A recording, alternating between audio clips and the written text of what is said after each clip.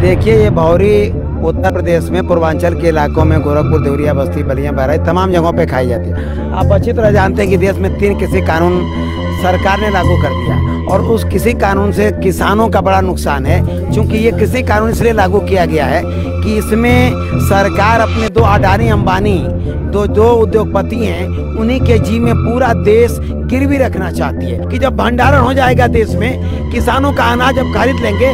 तो मैंने भौरी की माला इसलिए बनाई कि आप अच्छी तरह जानते हैं कि ये गेहूँ खेतों में जब किसान घर आता है तो 1920 में सरकार कहती है कि MSP रेट लीजिए, लेकिन 1920 के बजाय जो व्यापारी लोग हैं गांव में जब आते हैं तो 1600 रुपये पे गेहूं लेके चले जाते हैं। जैसा कि आप जानते हैं कि मोदी सरकार ने चाहे रेलवे हो, चाहे एयरलाइंस हो, चाहे जो भी सरकारी संस्थाएं हैं, सारी संस्थाओं को बेच देना चाहती है। जैसे ईस्ट इंडिया कंपनी भारत में आई थी और देश गुलाम हो गया, सेम वही कंडीशन देश का होने जा रहा है। और देश के किसानों को भी, देश 70% लोग किसानी खेती पे आधारित हैं और देश का अन्नदाता भगवान है, किसान है।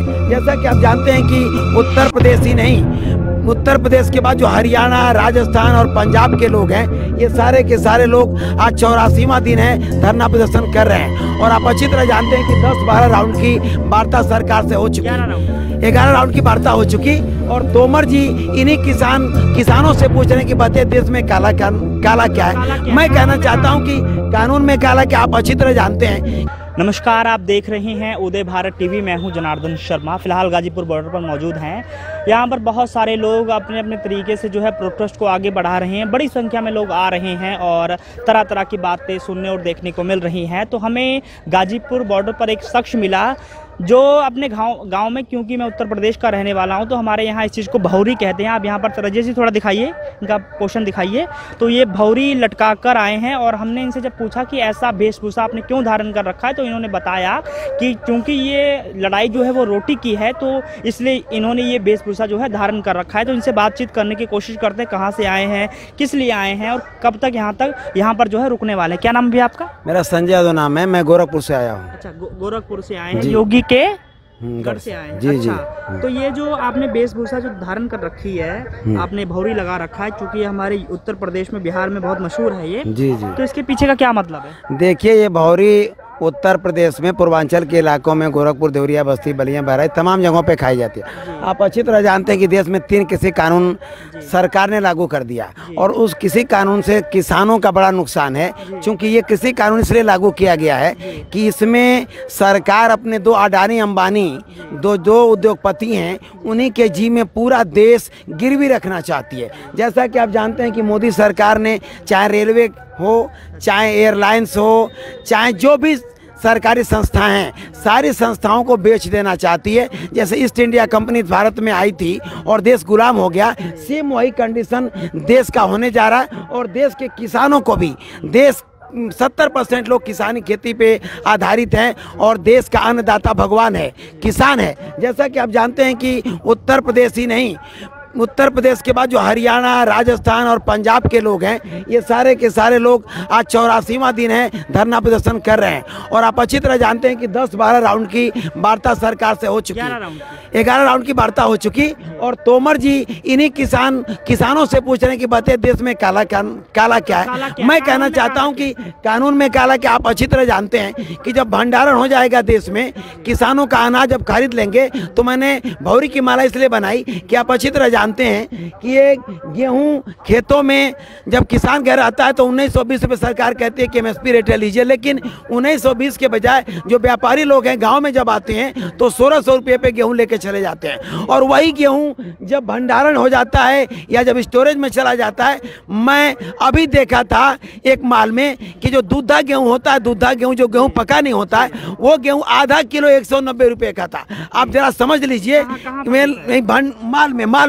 माल का मैं नहीं खरीद के लाया, मैं दिखा देता आपको कि वही गेहूं आज की डेट में माल में आधे किलो 190 रुपये दूधा गेहूं था। दूधा गेहूं, जो गेहूं पका नहीं था, पिछड़ा करके उसमें था, मनो ये कर दिया गया। तो मेरे कहने का मतलब कि देश के किसान का अन्न, चाहे वो गेहूं हो, चाहे वो धान हो, चाहे वो अरहर हो, चाहे वो चना हो, चाहे जो भी चीज हो, ये सारी चीजें जब फैक्ट्रियों में चली जा रही है, कंपनियों में चली जा रही हैं, तो उनके दाम कई गुना हो जा रहे हैं। और वही किसान क्या आप MSP लागू नहीं कर रहे हैं। तो मैंने ये भौरी की माला अपने पूर्वांचल के इलाके से बना के इसलिए लाई है कि आंदोलन का रूप ले, और मैं आंदोलन 5 तारीख से कर रहा हूँ। बीच में हमारे गांव में एक शहीद हो गया था लड़का, तो मैं चला गया था 2 दिन के लिए। मैं लगातार यहाँ हूँ गोरखपुर में, मेरा गांव देवरिया में भी है, देवरिया में अपनी मौसी घर रहा हूँ, तो वहाँ एक लड़का शहीद हो गया था, तो मैं 2 दिन के लिए गया था।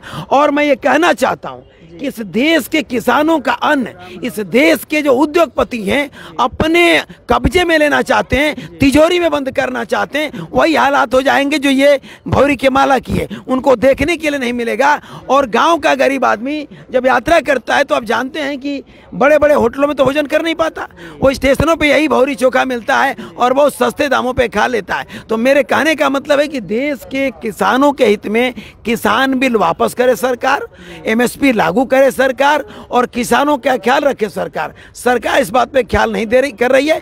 इसलिए मैं यहाँ आंदोलन चला रहा हूँ कि किसी तरह से किसी सूरत में यह कानून वापस हो। यदि वापस नहीं होगा तो जिस तरह ईस्ट इंडिया कंपनी इस देश पे कब्जा की थी, उसी तरह इनके अडानी और अंबानी देश पे कब्जा कर लेंगे। आप अच्छी तरह जानते हैं कि गुड़गांव में इनका स्टोरेज बनना शुरू हो गया। और ये भी आप जानते हैं कि जब नोटबंदी हुई थी तो सबसे पहले अडानी ग्रुप को ही पता था कि नोटबंदी होने जा रही है और जियो लॉन्च हो गया। उसी तरह मंडी की बात करते हैं, जब ये सरकारी मंडियों में टैक्स लगाएंगे और प्राइवेट मंडियों में टैक्स नहीं लगाएंगे, जब ये 50% से 100% तक उनको बेचने की छूट होगी, आपदा के समय और युद्ध के समय खाली रेट डालेंगे। तो कहने का मतलब कि ये तो यही नहीं कि देश के किसानों का आने कॉन्ट्रैक्ट बेस पे आज इस किसी तरह से करा लें और उसके बाद इनके घरों से उनके खाद्यान्नों में चला जाए और देश का नौजवान किसान भूखों मरे। सरकार की यही नीति है, इसलिए मैं इस नीति का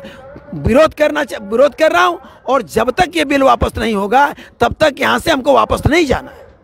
अच्छा, चूंकि नरेंद्र मोदी साहब ये कहते हैं, हाल ही में उनका भाषण भी सामने आया कि MSP थी, है, रहेगी, कि आपको गोरखपुर में MSP मिलती है? देखिए ऐसा है, MSP थी, MSP है और MSP रहेगी, ये मोदी साहब झूठ बोल रहे हैं। वो कहते कुछ और है, करते कुछ और हैं। कहाँ MSP यदि लागू है तो उसको कानून बना दीजिए। हम लोग तो इसी लड़ाई को लड़े, कानून बना दीजिए। हम कैसे कहते हैं गोरखपुर, पूरे उत्तर प्रदेश में MSP आप बता दीजिए। धान की खरीद हमारे यहाँ गाँव पे 2 लाख रुपये का धान का नुकसान हुआ, उसमें काले वो दाग लग गए थे, वो हो गए थे। धान को 1200 रुपये में किसानों का नहीं लिया किसी ने, और ये कहेंगे कि 1850 से 1875 रेट थी। तो आप रेट लागू कर देंगे, कानूनी जमा नहीं पहनाएंगे तो वो तो औने पौने दाम पे खरीद ले जाएगा।